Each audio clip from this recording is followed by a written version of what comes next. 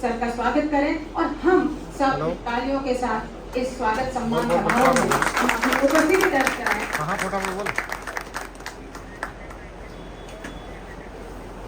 नहीं, शाम को 5 बजे। हमारे कार्यक्रम के आज के मुख्य अतिथि हैं डॉक्टर मित्तल, जो कि एक मुख्य वक्ता के रूप में भी आज हमारे बीच में रहेंगे और आज के कार्यक्रम के बारे में विस्तार से हमको बताएंगे। आपका स्वागत सम्मान करने के लिए बार सेक्रेटरी अजय यादव साहब से मेरा निवेदन।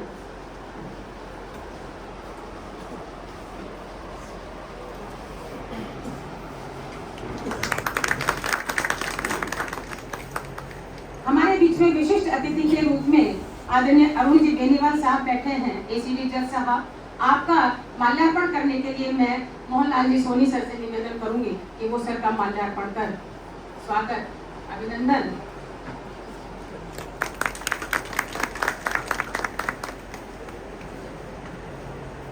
तालियों में हम कमी ना भी करें तो भी चलेगा। अच्छा लगता है अपनों से, अपनों का स्वागत अपनों के बीच में अच्छा लगता है। एक अच्छी परंपरा का निर्वहन हम कर रहे हैं, क्योंकि स्वागत करना एक अच्छी परंपरा का निर्वहन करना होता है। क्योंकि जब हम किसी का स्वागत करते हैं तो वो अपने स्वयं सम्मानित होती है, लेकिन साथ में हम स्वयं भी सम्मानित होते हैं। तो इस परंपरा का निर्वहन करने के लिए आगे मैं निवेदन करूंगी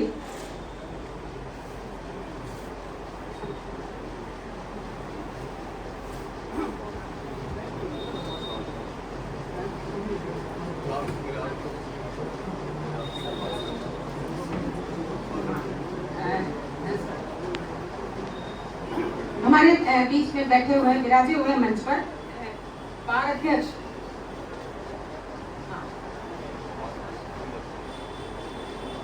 हमारे मंच पर विराजे हुए हैं बार अध्यक्ष श्री राकेश जी शर्मा साहब।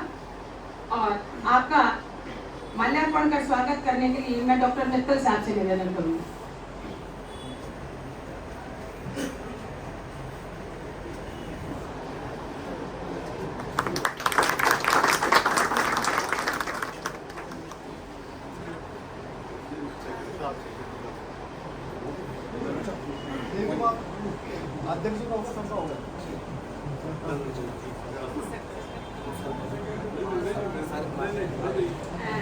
परिवार का सदस्य सर ये हमारा अधिकार है और मंच पर सभी विराजे हुए सभी का सम्मान है।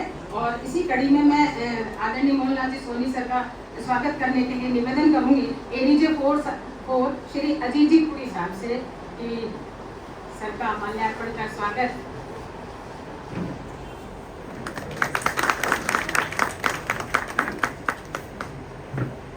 कुछ कार्यक्रम में थोड़ा सा परिवर्तन हुआ है, जैसा कि मुझे आदेश मिला है। वैसे तो शुरू में वेलकम स्पीच होता है, लेकिन कार्य की वजह से, अधिकता की वजह से अभी मुझे मन से आदेश मिला कि उद्बोधन के लिए मेरा विनम्र निवेदन आज के कार्यक्रम की अध्यक्षता कर रहे डीजे सर श्री हरेंद्र सिंह जी से मेरा विनम्र निवेदन कि वो मंच पर आए और जोरदार तालियों के साथ स्वागत करके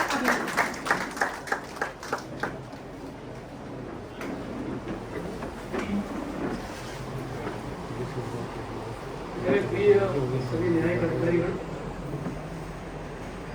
अलवर बार के अध्यक्ष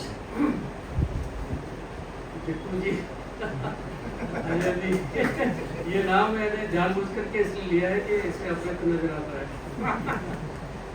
और सभी सम्मानित अधिवक्तागण,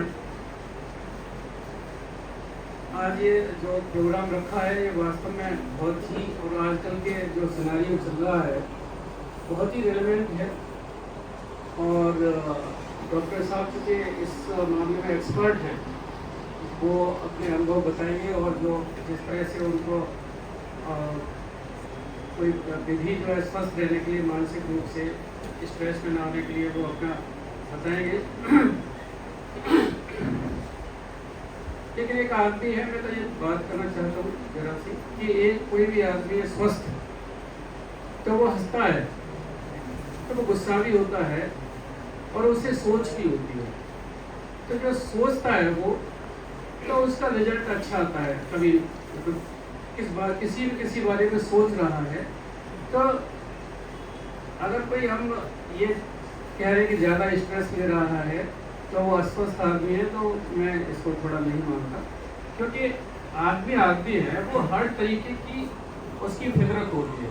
जब खुश होगा, दुखी होगा, वो सोचेगा भी, वो तभी हो सकता है कि उसे किसी चीज़ का फॉर्मूला भी मिल जाए सक्सेसफुल होने का। लेकिन फिर भी निश्चित रूप से आजकल का जो सिनेरियो चल रहा है, और हमारे जो फैमिली है बहुत छोटी छोटी होती जा रही है। मैं सुबह भी गेस्ट साहब आए थे और ये आए थे निमंत्रण की, तो मैं बात कर रहा था इस बात को, और ये मैंने फील भी किया है कि हमारी पहले तो जॉइंट फैमिली हुआ करती थी, तो हमारी अगर कोई एक फैमिली मेम्बर की कोई टेंशन होती थी तो वो सभी में डिवाइड होकर के बहुत छोटी रह जाती थी और पता भी नहीं चलता था। लेकिन हम अब बहुत ही छोटी छोटी फैमिली होती जा रही है, और मोरलेस हस्बैंड और वाइफ ही रहते हैं, तो उनको इतना फुर्सत नहीं है कि वो अपने जो शरीर संबंधी है जुड़े हुए हैं अपने से, और उनको वो कोई किसी मामले पर कोऑपरेट कर पाएँ या उनकी आशाओं का एक्सपेक्टेशंस को फुलफिल कर पाएँ। तो ये बहुत दुखद स्थिति है, लेकिन ऐसा होना नहीं चाहिए। और समाज में हमें, और हिंदू समाज की तो ये परंपरा रही है कि भाई एक दूसरे से बहुत ही घुल मिल करके चलना, और ये सब एक दूसरे के को एग्जिस्टेंस की और कोऑपरेशन की थ्योरी रही है हमेशा। तो ऐसी स्थिति में जब कि हस्बैंड वाइफ रहते हैं और रिलेशंस उनके अच्छे नहीं है किसी से, अगर उनमें से किसी को कोई टेंशन होता है किसी बात को लेकर के, तो अपना वो टेंशन शेयर नहीं कर पाते दूसरों से। उनकी मजबूरी रहती है, उनको पता है कि भाई, उनको दिमाग में आता है कि मैं अपने भाई को कहूँ, लेकिन यार भाई को मैं फला जगह पर एडजस्ट नहीं किया था, तो वो मेरी क्या सुनेगा। इनको कहूँ, उनको कहूँ, कुछ भी नज़र नहीं आता, उसे लगता है कि यार मैं तो अकेला हूँ। तो वो जो स्थिति है वो बहुत खतरनाक है, वो जो नेगेटिविटी में चला जाता है वो। तो आजकल ये हो रहा है, लोग एक दूसरे को जो पहले शेयर करते थे बातें, वो शेयर नहीं कर पा रहे हैं, जबकि शेयर करना चाहिए। जिसको भी आप ये समझते हैं कि वो आप उसको अपना दुख या कोई तनाव शेयर करेंगे, तो वो उसके लिए आपके लिए वो कुछ न कुछ रास्ता सुझाएगा या आपको कंसोल करेगा। तो ये बातों को हमें ध्यान रखना चाहिए। तो ये आज मंच जो है इनका है, ये आगे बताएंगे डॉक्टर साहब। तो थैंक यू फॉर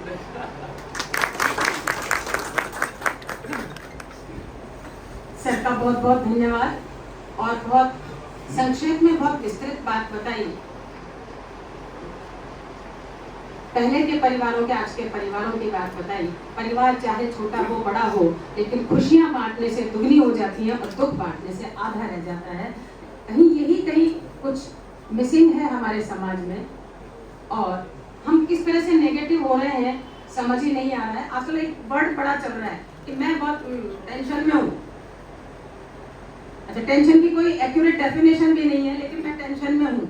मैं आपको थोड़ा सा हंसाना चाहूंगी कि मुझे याद है सर, आप शायद आपको याद होगा कि मैं एक दफा बस से जा रही थी, बस में बैठी हुई थी और सर को सीट नहीं मिली, और मेरे पास थोड़ी सी सीट थी। सर ध्यान आ रहा है आपको? तो मैंने कहा सर प्लीज बैठ जाइए। तो सर ने कहा नहीं, मैं बहुत जल्दी में हूँ।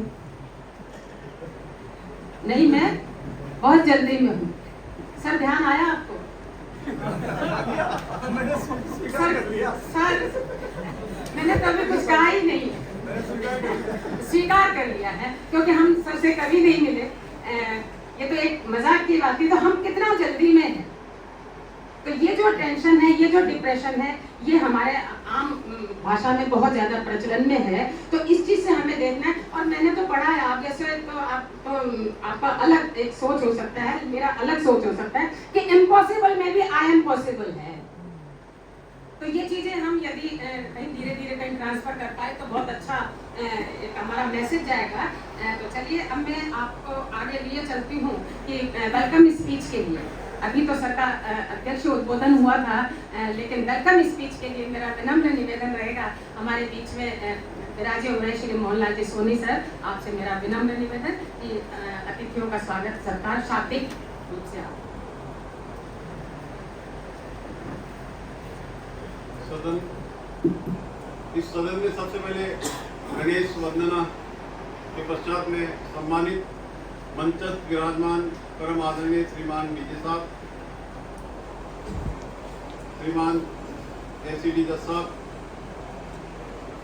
बार अध्यक्ष महोदय, सेक्रेटरी महोदय और मेरे सभी साथी विद्वान न्यायिक अधिकारीगण, विद्वान अधिवक्तागण, जैसा कि आप देख रहे हैं इस मंच के पीछे आज जो ये बैनर लगा है, विश्व मानसिक स्वास्थ्य दिवस। विश्व मानसिक स्वास्थ्य दिवस 10 अक्टूबर, उस सप्ताह की शुरुआत हम आज के दिन से करने जा रहे हैं।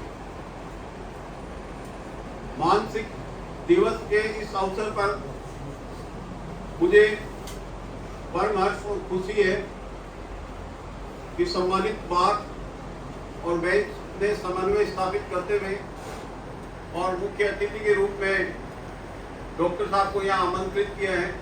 डॉक्टर मित्तल साहब हमें मानसिक दिवस की जो सार्थकता है वो सिद्ध करने के लिए और हमारे दिन प्रतिदिन जो मानसिक विकार के जो लक्षण हैं, स्ट्रेस है, उसको किस तरह से हम नियंत्रित कर सकते हैं और एक मानसिक विबंधित